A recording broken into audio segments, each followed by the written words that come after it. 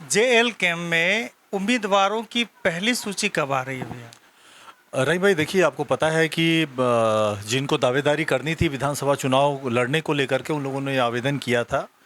और अभी प्रोटेम प्रभारियों ने फील्ड में जाकर जिनकी नियुक्ति प्रमंडल स्तर पर जिला स्तर पर हुई थी विभिन्न विधानसभाओं के लिए, उन लोगों ने फील्ड में जाकर के पार्टी के जो पदाधिकारी हैं, केंद्र के हैं, जिला के हैं, प्रखंड के हैं, पंचायत स्तर के जो पदाधिकारी हैं, उनके साथ उन लोगों ने फील्ड में रायशुमारी की है। उन लोगों ने जानने की कोशिश की कि जो मुख्तलिफ जो उम्मीदवार हैं उनके बारे में उनकी क्या सोच है। तो उनके फीडबैक को उन्होंने कलेक्ट करके अभी स्क्रीनिंग कमेटी को सौंपा है। अब स्क्रीनिंग कमेटी के अंडर कंसिडरेशन है और इसके बाद अब ये पार्लियामेंट्री बोर्ड को जाना है और टाइगर जयराम महतो जी जो पार्टी के अध्यक्ष हैं वो बैठ करके देखेंगे और इसके बाद सूची जी को अंतिम रूप दिया जाएगा।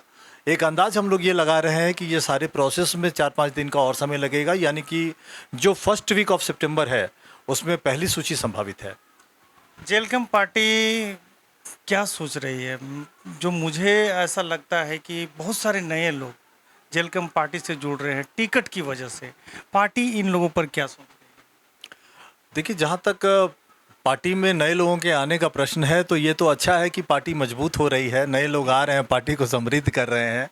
लेकिन जहाँ तक टिकट के लिए उनके आने का प्रश्न है तो पार्टी पहले ही कह चुकी है कि पुराने जो आंदोलनकारी हैं, पुराने जो कार्यकर्ता हैं, जिन लोगों ने सालों से पार्टी को सींचा है, मेहनत किया है, तो पार्टी उनको प्राथमिकता देगी।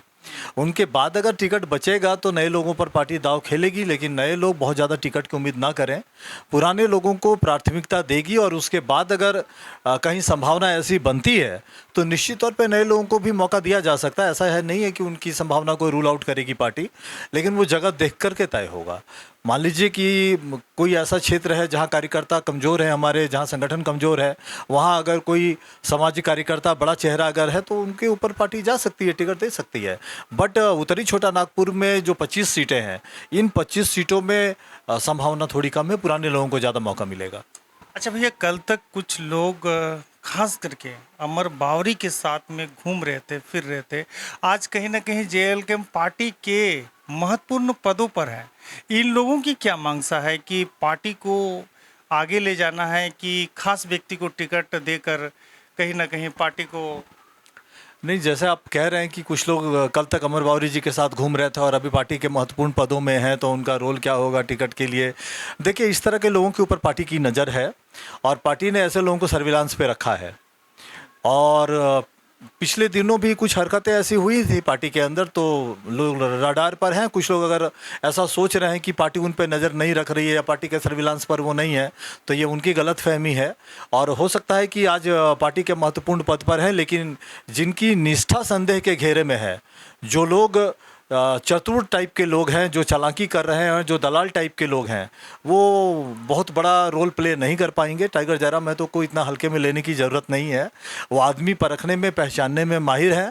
ऐसे सभी लोग जो कल तक अमर बावरी के साथ घूम रहे थे या किसी दूसरे नेता के साथ घूम रहे थे और अभी अभी पार्टी में 2-3 महीने पहले आए हैं और सोच रहे हैं कि हम टिकट लेंगे या किसी को दिलवा देंगे, लॉबिंग करेंगे, दलाली करेंगे, तो वो अपनी मंशा में कामयाब नहीं होंगे। ऐसे सभी लोग सर्विलांस पर हैं। समय आने पर इनको साइड कर दिया जाएगा। ये एक्सक्लूसिव बातचीत आप लोग बोकारो, जहां विजय दा का घर है, मैं वहां से दिखा रहा हूं। और सबसे बड़ी बात है कि विजय दा परिचय के मोहताज नहीं है, जेएल कैंप पार्टी के केंद्रीय प्रवक्ता हैं और इनसे हम एक्सक्लूसिव बातचीत कर रहे हैं। भैया, एक बात और बताइए, पूरे झारखंड में कोहराम मचा है, चंपाईदा चंपाईदा चंपाईदा। तो ये चंपाईदा के बारे में जेएल कैंप पार्टी के प्रवक्ता क्या सोचते हैं? क्योंकि ये बीजेपी में शामिल हो गए, कहीं ना कहीं और भी नेतागण शामिल हुए हैं। देखिए, आप सही कह रहे हैं कि अभी चंपाईदा का आना हुआ है। कल और आज लोबिन हेम्ब्रम आ गए हैं भारतीय जनता पार्टी में। मैं इस मामले को ऐसे देखता हूं कि जो हरकत हेमंत सोरेन जी ने अपने सीनियर लीडर के साथ किया पिछले दिनों, मुख्यमंत्री के कुर्सी से जिस ढंग से उनके 2 दिन के कार्यक्रम को अचानक रद्द करवा दिया गया, उनको घर बिठाया गया, मुख्यमंत्री की कुर्सी से जबरन इस्तीफा देने के लिए कहा गया, तो एक 7 बार के विधायक लगातार मंत्री और 5 महीने जिन्होंने मुख्यमंत्री की कुर्सी संभाली, जिनको कहा जाता है कि गुरु जी के लॉयलिस्ट रहे, झारखंड मुक्ति मोर्चा के कद्दावर नेता चंपई सोरेन के साथ ये व्यवहार कहीं से भी उचित नहीं था। हालांकि जब हम इस तरह की बात करते हैं तो एक और भी बात है कि भारतीय जनता पार्टी का जो विस्तारवादी सोच है, जो राजनीतिक विस्तारवाद, पार्टियों में तोड़ फोड़, विधायकों की खरीद फरोख्त करने की जो आदत है भारतीय जनता पार्टी का, तो ऑपरेशन लोटस आंशिक रूप से कोल्हान में सफल हुआ और टाइगर चंपई सोरेन को उन्होंने अपने पाले में लाने की कोशिश की है। निश्चित तौर पे संगठनात्मक तौर पे झारखंड मुक्ति मोर्चा को नुकसान हुआ है, लेकिन इसका ये मतलब नहीं है कि जेएमएम का जो ट्राइबल कोर वोट बैंक है वो शिफ्ट हो रहा है बीजेपी के तरफ। ऐसा नहीं होगा। जो कोर वोट बैंक है जेएमएम का, जो संथाल वोट बैंक है, वो इंटैक्ट है जेएमएम के साथ। संगठन के तौर पे चंपई दा के जो समर्थक हैं वो निश्चित तौर पे भारतीय जनता पार्टी के साथ जाएंगे, लेकिन जो चंपई दा के वोटर हैं, जो जेएमएम के वोटर हैं कोल्हान में, वो बीजेपी के तरफ नहीं जाएंगे। एक और दूसरी बात, क्या बाबूलाल मरांडी या अर्जुन मुंडा पर भरोसा नहीं है भारतीय जनता पार्टी को? हाल में उन्होंने सीता सोरेन जी को लिया पार्टी में, तो पहले से जब बड़े चेहरे हैं वहाँ पे दो मुख्यमंत्री रह चुके हैं, अर्जुन मुंडा जी, बाबूलाल मरांडी जी, अगर उन लोगों के रहते एक और मुख्यमंत्री ट्राइबल दूसरे पार्टी से वो खींच करके लेके जा रहे हैं, तो ये जो प्रयोग हो रहा है भारतीय जनता पार्टी का, तो क्या उनको अपने नेताओं पर भरोसा नहीं किया? अब तो अर्जुन मुंडा जी को और बाबूलाल मरांडी जी को सोचना है, अपने नेतृत्व से भी उनको पूछना है कि क्या कमी रह गई उनके प्रयास में या उनके कद में कि और नेताओं को बीजेपी अपने पाले में तोड़ जोड़ कर रही है। तो भारतीय जनता पार्टी को भी सोचना पड़ेगा। हालांकि संगठन के तौर पे हम लोग ये देख रहे हैं कि झारखंड मुक्ति मोर्चा के संगठन को नुकसान हुआ, लेकिन कोर वोट बैंक को कोई नुकसान नहीं है। भारतीय जनता पार्टी को फौरी लाभ दिख रहा होगा, लेकिन भारतीय जनता पार्टी को लॉन्ग टर्म फायदा नहीं है। और रही बात चंपई सोरेन जी की, तो चंपई सोरेन जी का जो उम्र है वो 70+ है। अब हमको लग रहा है कि झारखंड के अंदर उनकी जो राजनीतिक भूमिका है वो लगभग समाप्त हो गई है, और अब उन्होंने अपने बेटे के लिए ये रोल तय किया है। उन्होंने जो पाला बदला है वो अपने बेटे के भविष्य को ध्यान में रख कर के पाला बदला है। लेकिन एक परिवार जो झारखंड मुक्ति मोर्चा से सालों तक जुड़ा रहा, जो जल जंगल जमीन के लिए लड़ता रहा, उसका मन लगेगा भारतीय जनता पार्टी में, मुझे इस पे संदेह है। हमको लग रहा है कि एक समय ऐसा आएगा कि उनकी घर वापसी हो जाएगी, लेकिन तब तक शायद बहुत देरी हो चुका होगा। अच्छा भैया, एक बात बताइए, बहुत सारे लोग ये जानना चाहते हैं कि जयराम दा किन किन अब विधानसभा क्षेत्र में फार्म भरे हैं? देखिए, अभी सूची आई नहीं है, और जब सूची आएगी तो उनके विधानसभा का भी जिक्र होगा। लेकिन मैं इतना ज़रूर कह देता हूँ कि गिरिडीह लोकसभा का एक विधानसभा और हजारीबाग लोकसभा का एक विधानसभा हो सकता है। ये 2 सीट हो सकता है। पर्टिकुलर नाम लेना ठीक नहीं होगा। रहीम जी, अभी सूची कहाँ से फॉर्म भरे हैं ये नहीं बताइए? नहीं, चूंकि ये सीक्रेट है, सीक्रेट भी नहीं है अभी तो, कि जो प्रोटेम प्रभारी है उन लोगों ने काम किया है और रिपोर्ट उन्होंने स्क्रीनिंग कमेटी को सौंपी है। पार्टी के सुप्रीमो है, तो जिस सीट पे हाथ रखेंगे उसी सीट पे वो लड़ेंगे। लेकिन एक अनुशासन भी है, समय के पहले संसूचित करना ठीक नहीं होगा। अच्छा भैया, हर एक पार्टी में हमने देखा है एसटी मोर्चा, एससी मोर्चा, ओबीसी मोर्चा, जेएलकेएम पार्टी में क्या नया है, जरा बताइए। देखिए, विभिन्न मोर्चाओं को लेकर के लोगों को प्रतिनिधित्व देना या लोगों को कैटेगराइज करके संगठन को मजबूत करने की परिपाटी राजनीतिक रूप से रही है। जहाँ तक जेएलकेएम का प्रश्न है, हम लोग एक सवर्ण मोर्चा का गठन करने जा रहे हैं।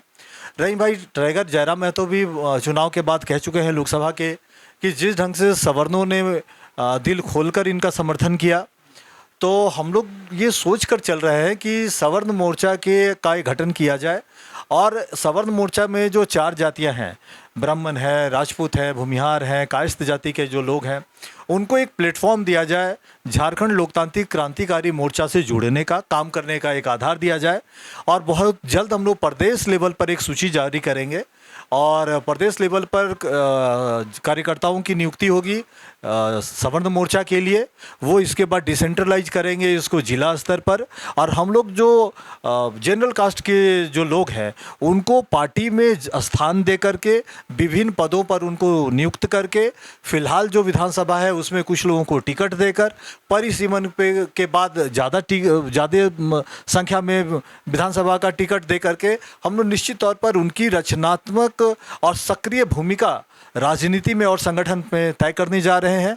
इसी बात को ध्यान में रख करके हम लोग ये मोर्चा का गठन कर रहे हैं। रहीम भाई, एक बात मैं और कहना चाहता हूं कि जब सभी मोर्चा का गठन हुआ है, जब अल्पसंख्यक मोर्चा है, जब एसटी मोर्चा है, एससी मोर्चा है, हमारा मेन विंग है, और हमारे जो कुर्मी वोट बैंक है, जो आधार वोट बैंक है, जिसके बल पर पार्टी खड़ी है, तो सवर्णों को इग्नोर नहीं किया जा सकता। और ये सवर्णों का भी दायित्व बनता है। क्या उनके बच्चे आज प्रताड़ित नहीं हो रहे हैं? क्या उनके बच्चों का अवसर नहीं लूटा जा रहा है? क्या उनके बच्चे पलायन नहीं कर रहे हैं? क्या विस्थापित वो नहीं हो रहे हैं? क्या जब कभी माइनिंग का बात आता है, उद्योग का जब बात आता है, तो वो परिवार, वो वर्ग, वो समाज भी विस्थापित होता है, वो भी प्रताड़ित होता है। और जब पेपर लीक होता है, जब बैकडोर से नौकरियों को बेचा जाता है, परप्रांतियों को दे दिया जाता है, तो क्या उनके बच्चों का अवसर नहीं लूटा जा रहा है? तो उनके अधिकारों की रक्षा के लिए कि जो खतियानी सवर्ण है, जो झारखंडी सवर्ण है, जो मूलवासी सवर्ण है, उनके हितों की रक्षा के लिए हम लोग सवर्ण मोर्चा का गठन कर रहे हैं कि टाइगर जयराम महतो मजबूत हो और इनके नेतृत्व में इस समाज के लोगों को अवसर मिले आगे बढ़ने का राजनीतिक रूप से, और राज्य में उपलब्ध अवसरों का वो लाभ उठा पाए। इसके लिए सवर्ण मोर्चा का गठन हो रहा है। जब ये कुर्मी समुदाय प्रेस कॉन्फ्रेंस करके ये कहता है कि हमें एसटी सूची में शामिल करने की बात वो लोग कह रहे हैं, तो इसमें जेएलकेएम पार्टी की क्या मांगसा है, खास करके कुर्मी समाज? देखिए, जहाँ तक कुर्मी समुदाय के आंदोलन का प्रश्न है एसटी समुदाय में शामिल करने को लेकर के, तो हम लोगों ने नैतिक समर्थन दिया है। हालांकि ये सामाजिक मुद्दा है और चूंकि 9वीं अनुसूची का मैटर है, केंद्र को देखना है। रहीम जी, ये सवाल आप हमसे कर रहे हैं, बेहतर होता कि आप आजसू के सुप्रीमो से करते, जो जात की राजनीति करते हैं और जिनको अब तक लोग रहनुमा मान रहे थे। हालांकि ये और बात है कि उनका जो आधार वोट बैंक है अब जेएलकेएम में शिफ्ट हो रहा है। झारखंड लोकतांत्रिक क्रांतिकारी मोर्चा में अब टाइगर जयराम महतो के प्रति लोगों की आसक्ति है, लोगों की निष्ठा है। लेकिन ये चूंकि एक लंबा एसोसिएशन रहा है आजसू का, तो केंद्र के साथ भारतीय जनता पार्टी के साथ उनका एसोसिएशन है, केंद्र में बीजेपी की सरकार है, तो ये सुदेश महतो को बताना चाहिए कि जिनकी राजनीति आप करते रहे थे अब तक, तो एसटी में शामिल क्यों नहीं करवा पाए? क्योंकि भारतीय जनता पार्टी के आप एलआई पार्टनर हैं, आप एनडीए के पार्ट हैं, केंद्र में आपके सहयोग से सरकार है। भले आपके मंत्री वहाँ नहीं है, आप जगह नहीं ले पाए, किन कारण से नहीं ले पाए, ये भी अपने समुदाय को आप बताइए। और रही बात कि एसटी में शामिल करने की जो बात है, तो केंद्र में बीजेपी की सरकार है, आपको प्रयास करना चाहिए। अगर आपका बात अगर प्रधानमंत्री नहीं मानते हैं, तो आप एनडीए का पार्ट क्यों हैं? अपने समाज को जवाब दीजिए इस बात का। तो ये थे विजय कुमार सिंह, जो बहुत ही अच्छी तरह हमारे सवाल का जवाब दे रहे थे। ये वीडियो कैसा लगा? अच्छा लगा तो जोरदार लाइक कमेंट के साथ में शेयर कीजिएगा। चैनल को फॉलो और सब्सक्राइब करना नहीं भूलिएगा, क्योंकि कहीं ना कहीं हम कोशिश करते हैं, जो अनसुनी बात है वो हम भैया से आकर पूछते हैं और आप लोगों तक पहुंचाते हैं। इसीलिए आशीर्वाद बनाए रखिएगा। जोहार, जय झारखंड। जय झारखंड, जोहार झारखंड।